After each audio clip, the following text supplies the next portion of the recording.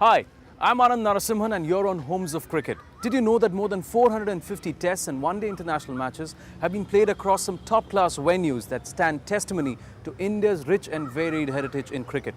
I decided to step out of the confines of the studio and try and find out what actually makes these wonderful venues the true homes of cricket. This is a quest to unearth the story and history behind some of the better venues of international cricket across the length and breadth of India. A journey embarked to find out what makes these venues such pristine homes of cricket. And perhaps it is providence that this effort should rise from the east.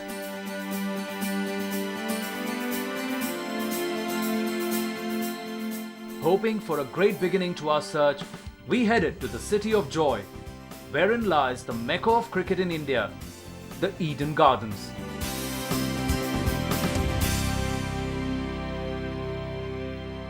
A boat ride across the river Hooghly is a dream come true. But this was a norm back in the days of yore when the people used to get off at the ghat, make their way through the neighborhood commons to the Eden Gardens. I'm going to try and recreate that old passage to the oldest and the largest cricket ground in India.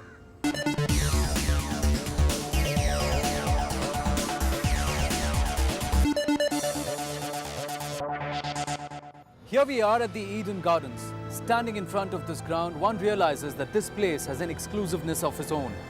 Ethereal and elusive, this mammoth ground has lent its aura to cricketers past and present, young and old. And one realizes why this place is called the Lords of Asia.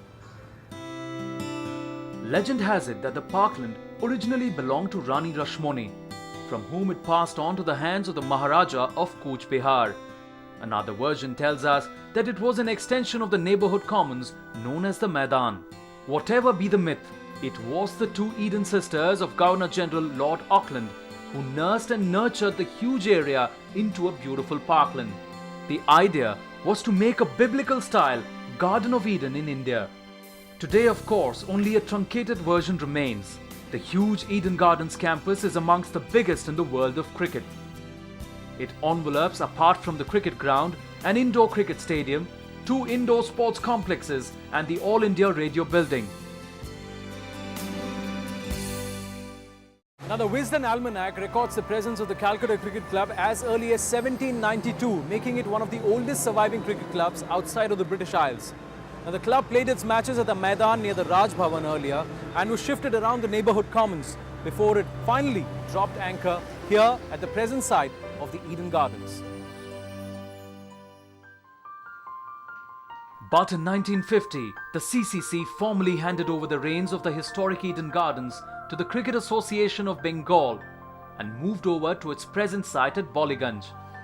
Thus, an association dating from 1864 came to an end after 86 glorious years. I still remember, very faint memory, I was just a 6-year-old at that time. India was playing Australia at home. Nawab of Pataudi, Tiger Pataudi was the captain at that time. And you know, we had the Farooq engineers, the Abid Alis and all these people. I saw them for the first time, and I glared at them basically. And you had the Ian Chappells and the Doug Walters, they were all part of the team which came here in '69. So that was my first memory, very faded memory, but I still remember, you know, watching those greats in action. It was during the West Indies series in 1966-67. That was the first time I went into Eden Gardens to see a test match. And that was the actual time when I walked in. And it used to be wooden stands. And it was really a tremendous experience, you know. Heard of players like Gary Sobers and Rohan Kanai, Wes Hall. And you actually go and see them out there. It was something amazing. Today, the status of the Eden Gardens rests on a pinnacle. From all over the world, it has earned unstinted plaudits of the players and the press. Although the poplars that encircle the ground are no more, the modern-day Eden is a delightful blend of the old and the new.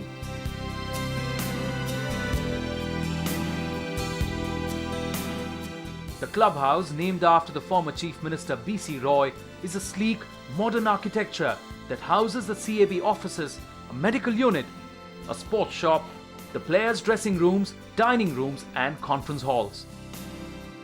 But the Eden Gardens and cricket in Kolkata rose to a never-before high when its most illustrious son rose to the pinnacle of cricket in India and became the beacon of cricket in Bengal. Saurav Chandidas Ganguly came to the fore when he replaced his elder brother in the 1990 Ranji Trophy final.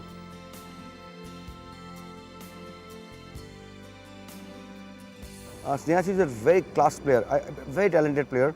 But in finals, we have to take Saurabh because he can bowl also. After 51 years, once in only pre-independent 38-39, Bengal won the Ranji Trophy under one Britishers, the man called Tom Longfield, who was the captain. After 51 years, I am lucky I was captain of that team, and that was Saurav Ganguly's first class match. First match he played for Bengal. Bengal won the Ranji Trophy that year, and that was the debut of one of the biggest cricketers India has ever produced, Saurav Ganguly. He played a very brief knock of 27, but you know, I still remember one more innings, which it's not regarded as an international or a first class match, where you know, before they went to South Africa, they were playing a warm-up match over here.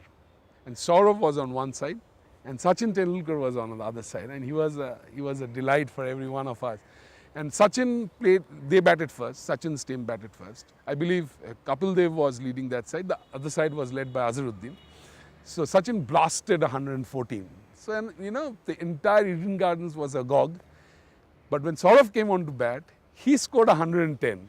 So, you know, that made a match of things. I mean, later on, we all have the pride to watch these two greats becoming the best one-day pair in the world, opening pair in the world. So that was, the sparks we saw at that time. For so many years, people waited for somebody to arrive on the scene and make the state proud. And that is why possibly every time Saurav Ganguly performed, every time Saurav Ganguly was under the scanner, the state overreacted because the wait has been very, very long. Ganguly went on to become one of India's most successful captains and played a huge role in making Kolkata the epicenter of cricket in the 90s and the early 2000s. Now we have on board a local boy whose love for cricket is so consummate that he took up archiving and studying the game as his profession. Boria Mazumdar will join us with anecdotes, events and incidents across the various venues that we will cover. And he debuts at his home ground, his favorite ground, the Eden Gardens. So it's over to you, Boria, while I go into the Victoria Memorial and have a look.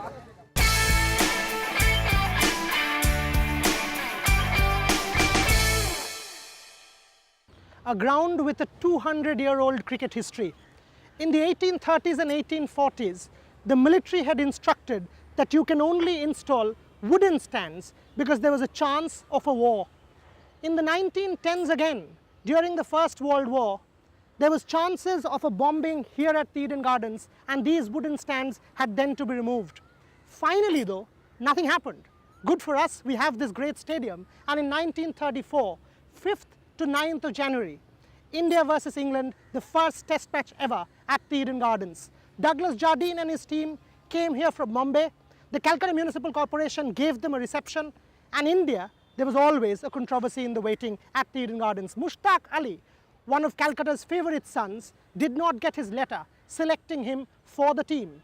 Ali did not know what to do. He landed in Calcutta, so did the selectors. The mob almost hit Duleep Singhji for not selecting Ali. Duleep cried out in angst, saying he did in fact select Ali. No Mushtaq, no test was the slogan, but Mushtaq ultimately played.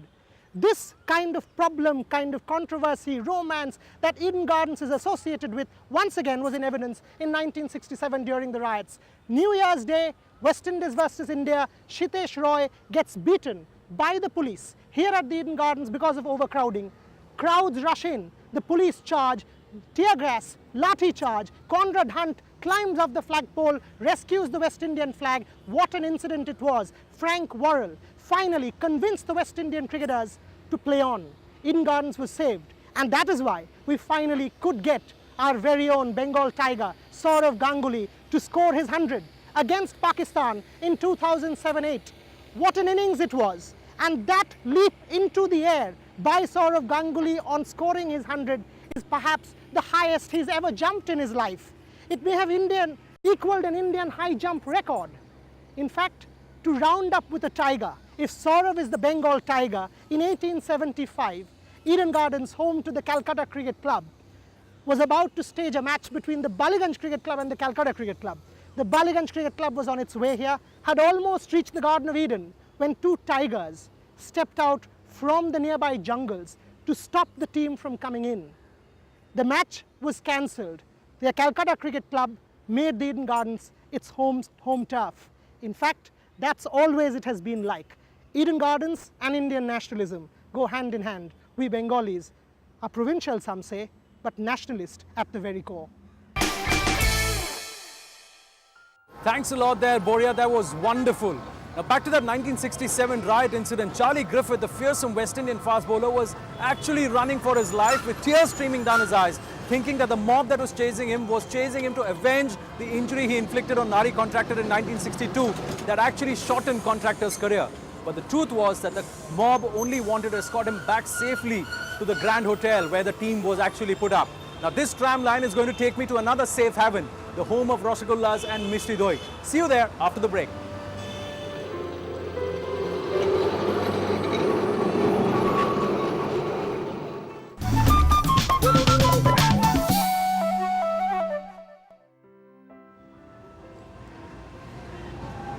Absolutely yummy.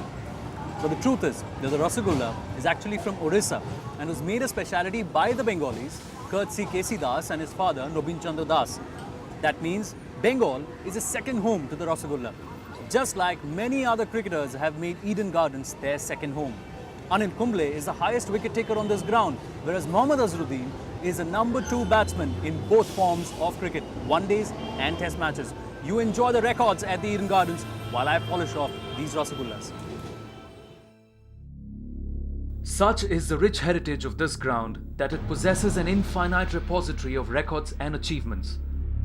If the likes of Deepak Shodhan, Bishan Singh Bedi, Mohammad Azharuddin, Vinod Kambli, Saurav Ganguly and Lance Klusener made their debuts here in international and first-class cricket, then the likes of Lala Amarnath, Jeff Boycott and Asif Iqbal walked into the sunset of their playing careers on this emerald green carpet. As a cricket lover, I would talk about Asif Iqbal's last match. You know, one heard so many stories about that test match, about the toss, about everything, about Asif's declaration, which was then it was described as a very sporting declaration. God knows what happened behind the scenes, but what I'm telling you is, the moment Asif Iqbal he got run out, I was present at the ground, entire state Eden walked up and stood up and gave him such a memorable, emotional standing ovation that I don't think was possible in anywhere else in India. It was also at this very ground back in 1949 that Everton Weekes completed his 5th consecutive Test century. And it was here that in 1960 the late M.L. Jayasimha became the first player to bat on all 5 days of a Test in the 5th Test against Australia. In 1984, Mohammad Azharuddin made his Test debut in the 3rd Test against England. He got his century on the 3rd day of the match. This was also the Test in which the selectors dropped Kapil Dev on disciplinary grounds for playing a loose shot in the previous Test after he had played in 66 consecutive Tests. But the venue has often courted trouble mainly due to the passionate crowds that swarm into the stadium every time India plays here. In 1996, Sri Lanka beat India in the World Cup semi-final. With India crumbling to 120 for 8 chasing 252, the crowd set fire to areas of the stands and started to pelt the fielders with fruit and water bottles. The riot forced Clive Lloyd, the match referee, to abandon the game. Then in 1999, a riot broke out at Calcutta following Sachin Tendulkar's controversial run-out in the Asian Test Championship match against Pakistan. Later, as Pakistan moved towards victory on the final day, the match was played out without a single spectator in the stands. The ground has not witnessed international cricket since late 2007, but the Eden Gardens is now the haven of the Kolkata Knight Riders, owned by superstar Shah Rukh Khan, and the city's favourite cricketer, the Prince of Kolkata Saurav Ganguly, as its icon. Now, the Eden Gardens also holds the record for maximum attendance for a test match. The fourth test in Jan 1982 between India and England witnessed 4 lakh spectators over 5 days. But the ground actually became immortal in the annals of cricketing history when a wristy right-hander from Hyderabad in 2001 walked down this very path out into the middle to give India its first ever test victory while following on. March 2001, India versus Australia. Second test.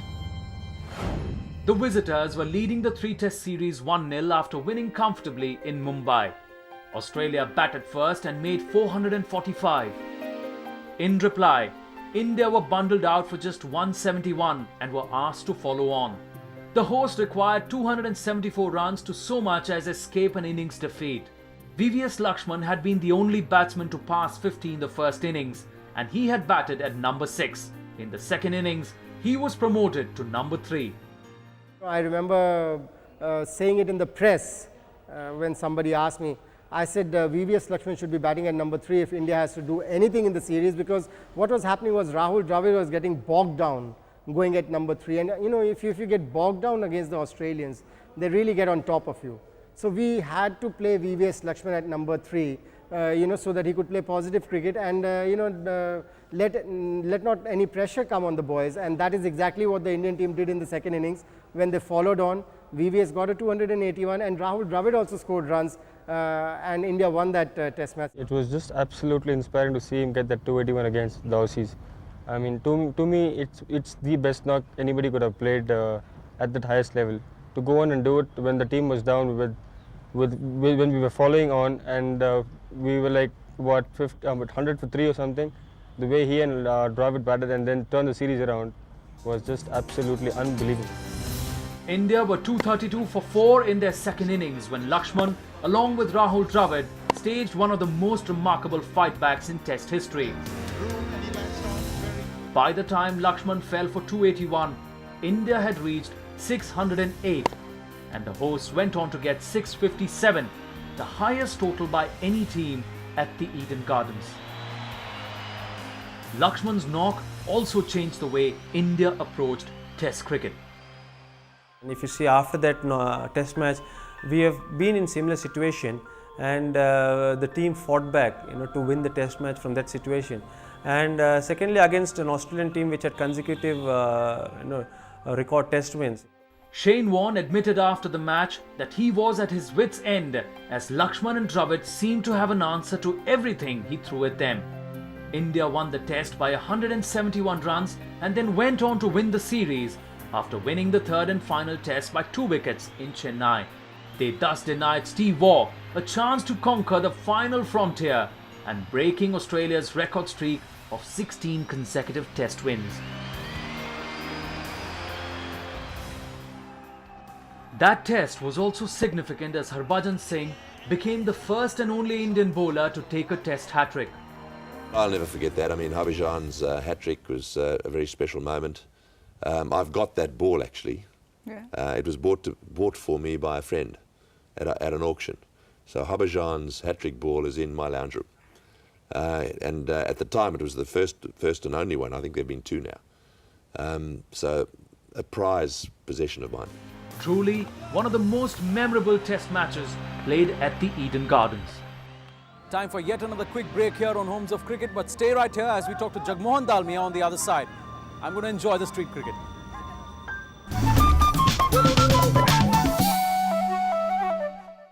Welcome back to Homes of Cricket. Now, if Saurav Ganguly can be called the Prince of Kolkata, the gentleman to my left, I won't be wrong in calling him the King of Cricket, not only in Kolkata but also in India. Mr. Jagmohan Dalmia, thanks a lot for joining us. First up, my pleasure. First up, how did your association with cricket start? Long back, probably what I immediately remember, my father died when I was just 19 years old. And at that time, I had no elder brother or the sister or the uncle, so I had to join the business. And when I joined the business, I was at that time in the university trials playing for the Rajasthan club in Calcutta. All that I have to leave behind for the time being, and it took me about 2 years or 3 years to once again get myself, all my acts together. And then I started again looking into it, but by that time it was too late to play the serious cricket. So I thought that maybe I may try a hand on the administration. How was Eden at that point in time, back in the days, from then to now? What are the changes that you've seen here around in the stadium? When this all started, it was a different, particularly this block, which you see the D region there everywhere. Yeah. There was a block, NCC block, and there was a 5,000 seats, and we have totally demolished it. And other side of it, there was also a pavilion where all the players who were playing in the test cricket, anywhere they all, pavilion was here. It was a different, it's a nostalgia to remember that. But then those were the days when we did not have a very organized stadium. Wherever we got a chance, we added a portion. This is the clubhouse, and this clubhouse, everybody said this is what is our need, and we just made it. So it is not very planned manner as it should have been. I would like you to still jog back down memory lane. Now, I know that along with being a very active administrator, you're also a keen follower of the game. So I'm sure you've witnessed some great contests here at the Eden. So can you recount some of them, some wonderful matches, some wonderful innings that you would have seen? If I just take the first instance, 1987. 87, what we were doing was that India was in the semi-final, Australia was in the semi-final, England was in the semi-final, Pakistan was in the semi-final. And it was more or less, everybody was convinced that India and Pakistan are playing the finals. As it was, India lost to England, and Pakistan lost to Australia. And at that time, yes, people were feeling a little disappointed. But that entire thing, when the final came up, what we witnessed there, that the 80,000-90,000 people, not a single seat was vacant, and people came here, and there was the Australia versus England game. All 90,000 people were waving and cheering.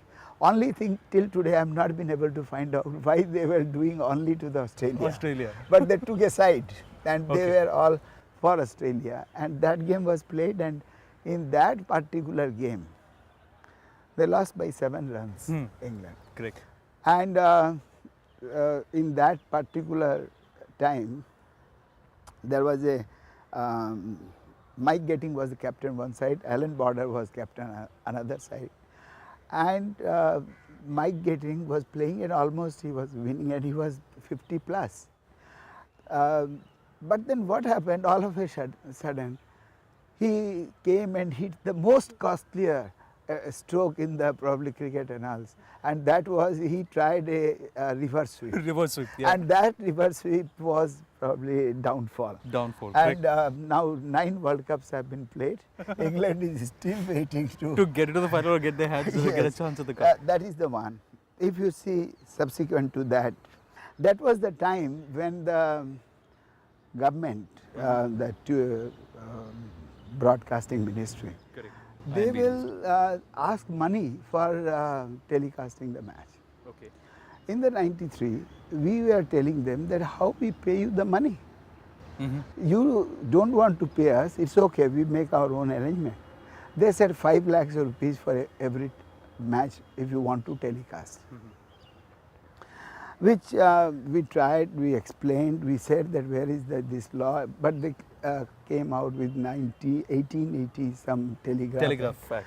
And ultimately matter went to the Calcutta High Court, Supreme Court, and Supreme Court gave the verdict in the absolutely midnight. This was the one occasion where the hearing started from 12 o'clock in the night. Supreme Court sitting and starting all the proceedings at 12. 12 o'clock. And that went on up to 2:30, and they said that no, this match is to be on, and at that time some of the officers, they were also present. They said tomorrow morning we want to see when we come that the game is on. Whole night they were all moving, aircrafts were going place to place. And in the morning, matches were absolutely on the air. That's great. Now, last question, Mr. Dalmia. Going forward, how do you see the future of cricket in Bengal and a lot of Bengal cricketers representing India? Now, how do you see that panning out? Do you think there's a good pool of talent here which can represent the country? We have, not because we are saying for our players, at the moment also, there are 3-4 players who are in out, and they are good players. Only the question comes in that how you know that you are going to perform better or not so good. It all depends on the reserve bench. If your reserve bench is good, if those players are knocking at the door, your future is good. Because then if you are seeing that your reserve bench are not performing, they are not coming up to the mark, whatever you do, probably you will not be achieving.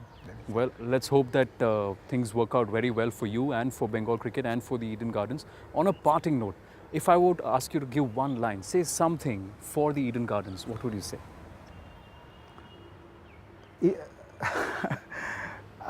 I want Eden Garden to be the best administered, best managed and the best ground which we have ever come across. And we have nothing much to do because we have achieved a lot and we have only to go ahead and convert it, which we will do. Let's hope that your sincerity, your effort always comes into fruition. Wonderful. Thanks a lot for talking to us. Thank you very much, Mr. Thanks a lot.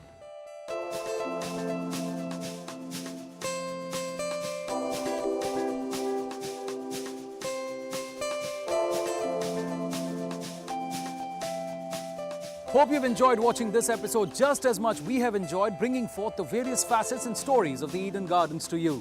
Do join us next week as we head to yet another top-class venue on Homes of Cricket.